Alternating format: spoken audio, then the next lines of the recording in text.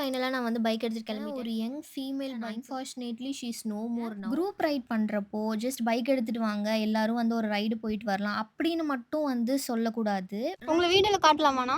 Hello guys! Welcome back to the channel. இன்னைக்கு வந்து சூப்பரான ஒரு ரைடுக்கு கிளம்பிட்டேன். டெஸ்டினேஷன் எங்க அப்படின்னா, கொடிவேரி டேம்க்கு தான். ஆக்சுவலி நான் ரொம்ப நாளாவே கொடிவேரி போணும்னு பிளான் பண்ணிட்டு இருந்தேன். பட் முடியாமலே போயிட்டு இருந்துச்சு.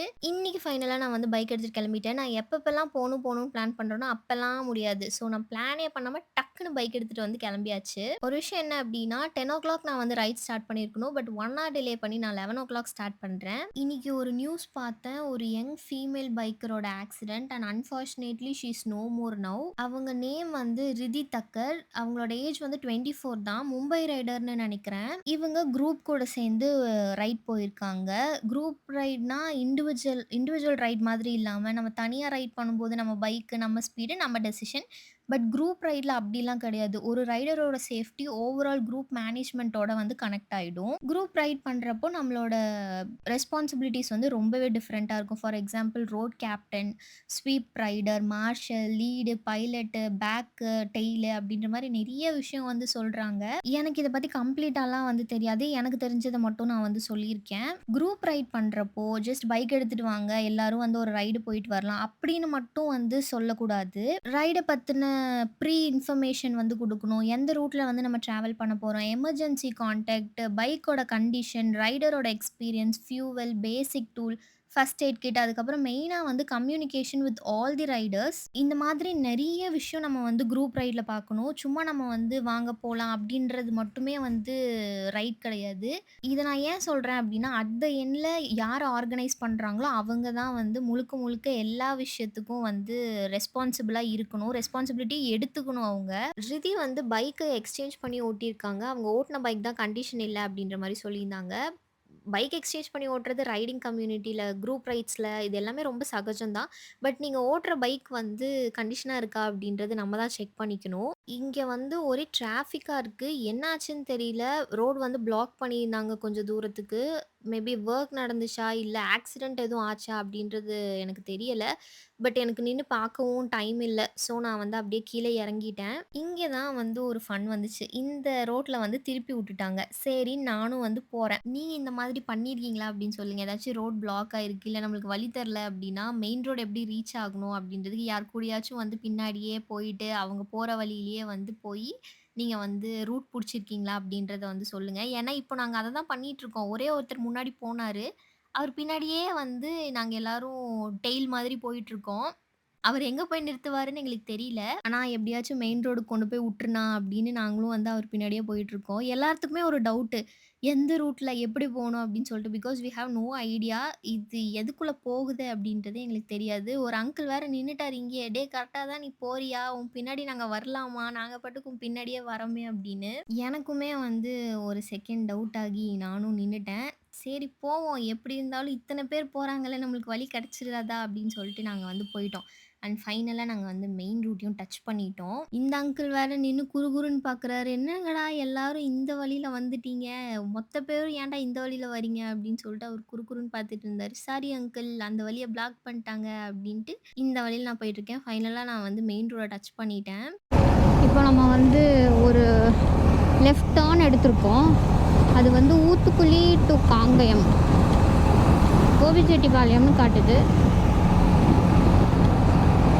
இன்னொரு 42 கிலோமீட்டர்ஸ்.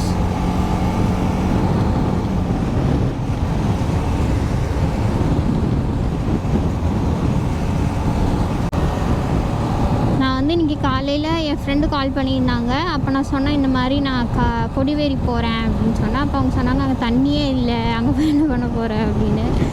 ஆக்சுவலி நான் இன்றைக்கி இங்கே போகிறதா பிளானும் பண்ணிட்டேன். மைண்டும் வந்து எனக்கு செட் ஆயிடுச்சு. ஓகே அப்போ நான் கேட்டேன் வேறு எங்கேயாச்சும் உன்கிட்ட பிளான் இருக்கா அப்படின்னு சொல்லி. இல்லை அப்படின்னாங்க. சரி நான் போய் பார்த்துட்டு வரேன் அப்படின்னு வந்துட்டேன். போய் பார்ப்போம். தண்ணி இருக்க மாதிரி இருந்துச்சுன்னா உள்ளே போகலாம். இல்லை அப்படின்னா சும்மா வெளியே நின்று ஃபோட்டோஸ் கிளிக் பண்ணிவிட்டு வந்துடுவோம். நல்லா இருக்குது ஆனால் இந்த மாதிரி சோலோ ரைட் பண்ணுறதும். நான் இப்போ வரைக்கும் சோலோ ரைடே போனதில்லை அப்படின்னு நினைக்கிறீங்க, எனக்கு ஆசையாக இருக்குது அப்படின்னா யோசிக்கவே யோசிக்காதீங்க.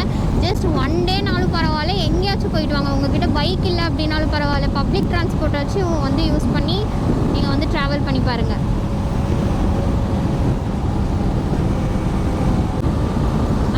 எனக்கு இந்த ஒரு விஷயத்தை ஷேர் பண்ணணும், பட் பண்ணாது எப்படி எல்லாரும் அண்டர்ஸ்டாண்ட் பண்ணிப்பாங்கன்னு எனக்கு தெரியல. பட் ஆனால் எனக்கிட்ட இருக்கிறத எனக்கு தோன்ற விஷயத்த வந்து நான் உங்ககிட்ட ஷேர் பண்ணுறேன். இன்றைக்கி மார்னிங் வந்துட்டு நான் 2 ரீல் பார்த்தேன். ஒன்று வந்து அனுபமா இருக்காங்கல்ல, அனுபமா பரமேஸ்வர், அவங்க வந்து அவங்களோட பிரேக்கப் ஸ்டோரியை பற்றி ஷேர் பண்ணியிருந்தாங்க. அந்த கமெண்ட்ஸு கீழே வந்து 2 சைட் ஸ்டோரியுமே நம்ம கேட்கணும், ஒரு சைட் ஸ்டோரியை மட்டும் வச்சு நம்ம ஒன்றும் பண்ண முடியாது அப்படின்னு சொல்லிட்டு நிறைய பேர் டெக்ஸ்ட் பண்ணியிருந்தாங்க. அது எல்லாமே மென் தான். ஒரு 2-3 விமன் இருப்பாங்கன்னு வச்சுக்கோங்க. பட் மோஸ்ட்லி வந்து நான் கமெண்ட்ஸ் எல்லாமே மென்னோட சைடில் இருந்து தான் பார்த்தேன். இந்த மாதிரி 2 சைட் ஸ்டோரியுமே நம்ம கேட்கணும், ஒருத்தர் மட்டும் சொன்னாலாம் ஆகாது அப்படின்னு. Okay fine.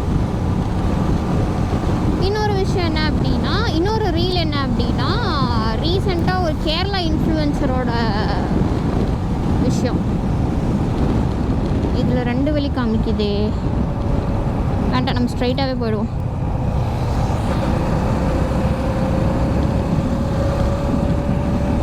கேரளா இன்ஃப்ளூயன்சரோட லைஃப்பில் வந்து அவங்க ஒய்ஃப் அவங்களுக்கு பிடிச்ச யார் கூடயோ போயிட்டாங்க போல் இருக்குது. எனக்கு அந்த ஸ்டோரி கிளியராக தெரியலை.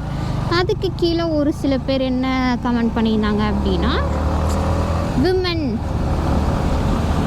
அப்படின்னு சொல்லிட்டு நிறைய விஷயம் வந்து சொல்லியிருந்தாங்க.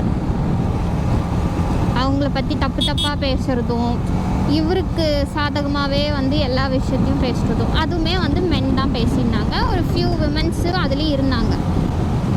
பட் ஆனால் என்னோட இது என்னென்னா, எனக்கு ஒரு 2 இன்சிடெண்ட்டுமே வேறு வேறு.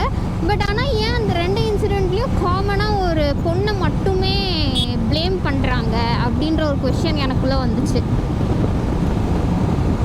இப்போது அனுபமா விஷயத்தில் 2 சைடும் நம்ம ஸ்டோரி கேட்கணும் அப்படின்னு நினச்ச நீங்கள் ஏன் இந்த கேரளா இன்ஃப்ளூயன்சரோட இதில் நீங்கள் அந்த விமனோட சைட் ஆஃப் த ஸ்டோரியும் வந்து கேட்கணும்னு நீங்கள் நினைக்கல? அவங்களுக்கு பிடிச்சவங்க கூட போயிட்டாங்க அப்படின்னு நம்ம வந்து சொல்கிறோம்ல, ஏன் போனாங்க அப்படின்ற ஸ்டோரி வந்து நம்மளுக்கு தெரியாதுல்ல. அதை ஏன் வந்து யாருமே தெரிஞ்சுக்கணும் அப்படின்னு தோன்றதில்ல அப்படின்னு எனக்கு. அட் த எண்டு நம்ம என்ன தான் பண்ணாலும் தப்பு சொல்கிறது என்னவோ ஒரு விமனாக தான் இருக்குது. அது ஏன் அப்படின்னு ஒரு கொஷின் எனக்குள்ள. அண்ட் இன்னொரு விஷயம் என்ன அப்படின்னா, இப்போது ஒரு மென் ஏதாச்சும் தப்பு பண்ணுறாங்க அப்படின்னு வர இதில்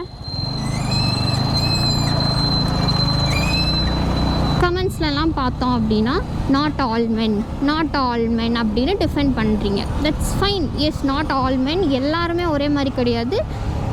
ஏதோ 1-2 பேர் பண்ணுற தப்பு தான் வந்துட்டு இருக்குது அப்படின்னு. I completely understood that. ஆனால் ஒரு விமன்ற வர விஷயத்தில் மட்டும் ஏன் ஈஸியாக வந்து ஜென்ரலைஸ் பண்ணிடுறீங்க? விமன் அப்படின்னு சொல்லிட்டு ஏன் அந்த டேக் வந்து கொடுக்குறீங்க அப்படின்னு எங்களுக்கு புரியவே மாட்டேங்குது. ஸோ கேர்ள்ஸ், இனிமேல் வந்து விமன்னு யாராச்சும் சொன்னாங்கன்னா நம்மளும் எல்லா இதுலேயும் கவுண்ட் பண்ணுறோம். நாட் ஆல் விமன்னு நம்மளும் வந்து ரெஜிஸ்டர் பண்ணிக்கிட்டே இருக்கோம். புரியுதா? பிகாஸ் இதெல்லாமே வந்து ரொம்ப நார்மலைஸ் ஆகிட்டே வருது. ஒரு பொண்ணு ஒரு விஷயத்த பண்ணான்னா சேம் நான் வந்துட்டு பொண்ணுங்களுக்கு இதாக பேசுகிறேன் அப்படின்லாம் வந்து நான் சொல்ல. நிறைய விஷயம் இருக்குது, அதை நம்ம வந்து லேட்டராக பேசலாம். பட் இந்த ஒரு விஷயத்தில் வந்து ஜென்ரலைஸ் பண்ணி சொல்கிறது வந்து it's not at all acceptable. இதெல்லாமே எனக்கு தோன்ற ஒரு விஷயம். மேபி இதில் ஒருத்தரோட ஒப்பீனியன்ஸ் டிஃப்ரெண்ட்டாக இருக்கலாம். இது எனக்கு சொல்லணும்னு தோணுச்சு. இது நான் வந்து போடுவேனா இல்லை எடிட்டில் தூக்கிடுவேனா அப்படின்றதெல்லாம் எனக்கு தெரியலை. But I just wanted to say this. எனக்கு கமெண்ட்ஸில் சொல்லுங்கள், உங்களுக்கு வந்து குரூப் ரைட் போக பிடிக்குமா இல்லை வந்து சோலோவாக போக பிடிக்குமா அப்படின்னு. இப்ப நம்ம வந்து கொடிவேரியோட ஆர்ச்சுக்குள்ள போறோம். நான் ஒரு 3 இயர்ஸ் பேக் இங்க வந்தேன். ஆனா எனக்கு இந்த மாரி ஆர்ச் இருந்ததுலாம் ஞாபகமே இல்ல. அப்ப நான் வந்து கார்ல வந்திருந்தேன். இப்போ இந்த கொடிவேரியோட இன்ட்ரஸ்டிங்கான ஹிஸ்டரிய நம்ம பார்ப்போம். கொடிவேரி வந்து 1125ல கொங்கல்வன்னு ஒரு கொங்கு சிற்றரசர் வந்து இத கட்டியிருக்காரு. அதுக்கப்புறம் இந்த டேமோட கன்ஸ்ட்ரக்ஷன் வந்து 17த் செஞ்சுரில மைசூர் மகாராஜா பீரியடையும் வந்து மென்ஷன் பண்ணுது. அப்புறம் 100 வருஷத்துக்கு மேலயும் வந்துட்டு இந்த பவானி ஆறு தண்ணி வந்து அக்ரிகல்ச்சர்க்கு யூஸ் பண்ணியிருக்காங்க. இந்த டேம்ல இருந்து ஒரு 2 மேஜரான ஸ்ட்ரீம் போகுது. எனக்கு எக்ஸாக்ட்டான நேம் வந்து தெரியல. நான் உங்களுக்கு வந்து மென்ஷன் பண்ணிடுறேன் ஸ்க்ரீன்ல. இப்போ நம்ம வந்து டேம்க்கு பின்னாடி போறோம். நம்ம டேம்க்குள்ள போல. ஃபர்ஸ்ட்டு தண்ணி எவ்வளோ இருக்கு அப்டின்றத பார்த்துட்டு அப்புறமா நம்ம வந்து டேம்க்குள்ள போய்க்கலாம். இல்ல அப்டின்னா நம்ம பார்க்கிங்கு, அதுக்கப்புறம் டிக்கெட்லாம் வந்து வேஸ்ட்டா தானே போகும் அப்டின்னு சொல்லிட்டு நான் இங்க இந்த சைட்ல போய் நின்னு பார்க்குறேன். இங்க வந்து ஃப்ரெஷ்ஷான மீன் புடிச்சு அத வந்து சமைச்சு தருவாங்களாமா. நான் வந்து சாப்பிட மாட்டேன் ஃபிஷ் அதனால சாப்பிடல. நீங்க வந்தீங்க அப்டின்னா ட்ரை பண்ணி பாருங்க. இங்க நெறைய கடையெல்லாம் இருக்கு. என்ன வெயிலு, என்ன வெயிலு! பைக்க பார்க் பண்ணிட்டு, சரி கம்பங்கூழ் குடிப்போம் அப்படின்னு நான் வந்து கம்பங்கூழ் சொல்லிட்டு நின்னுட்டுருந்தேன். ஆப்போசிட்ல பார்த்தோம் அப்படின்னா, நம்மளுக்கு கொடிவேரி டேம். ஆனா சுத்தமா வந்து ம். தண்ணியே இல்ல. நான் எக்ஸ்பெக்ட் பண்ணி போன அளவுக்கு கூட வந்து தண்ணி சுத்தமா இல்ல. நீங்களே பார்த்தா உங்களுக்கு தெரியும். ஆனாலும் நெறைய பேர் குளிக்கிறாங்க. குளிக்கலாம் முடியும் நம்மளால. ஆனா சுத்தமா தண்ணி இல்ல. அண்ட் உங்களுக்கு தூரமா தெரியுதா அந்த பரிசல் போட்ல எல்லாரும் ஏறி போறது. சரி அங்க போலாம் அப்படின்னு நானும் கெளம்பிட்டேன். போய் பைக்க பார்க்கிங்ல போட்டேன். ₹20 சார்ஜ் பண்ணாங்க. உள்ள டிக்கெட்டுக்கு வந்து ₹5 சார்ஜ் பண்ணாங்க. இங்க கிட்ஸுக்கு வந்து ப்ளே ஏரியாவும் இருக்கு. நம்ம ரைட் சைட்ல போனோம்னா, அங்க கீழ குளிக்க போணும். நான் வந்து லெஃப்ட் சைட்ல போறேன். ஏன்னா, நான் வந்து படகு சவாரி பண்ண போறேன். பரிசல் போட்ல ஒரு ஆளுக்கு 100 சார்ஜ் பண்றாங்க.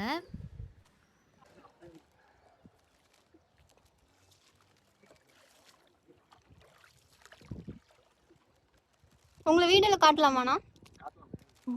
இல்ல ஒரு சிலர் அது வந்து வேணாம் அப்படி சொல்லுவாங்களா?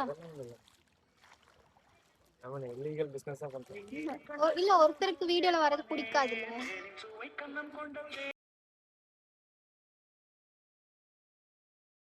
நான் சோலோவா போனனால யாருமே என் கூட இல்ல. அங்கேயும் வந்துட்டு 2 ஃபேமிலி மட்டும் தான் போயிருந்தாங்க. அதுக்கப்புறமும் யாருமே வரல. நான் கொஞ்ச நேரம் நின்னு பார்த்தேன். அப்புறம் நான் போய் அவங்க கிட்ட கேட்டேன், இந்த மாதிரி போட்ல போணும் அப்படின்னு. "நீங்க மட்டும் தான் வந்திருக்கீங்களா?" அப்படின்னு கேட்டாங்க. "ஆமா" அப்படின்னு சொன்னேன்.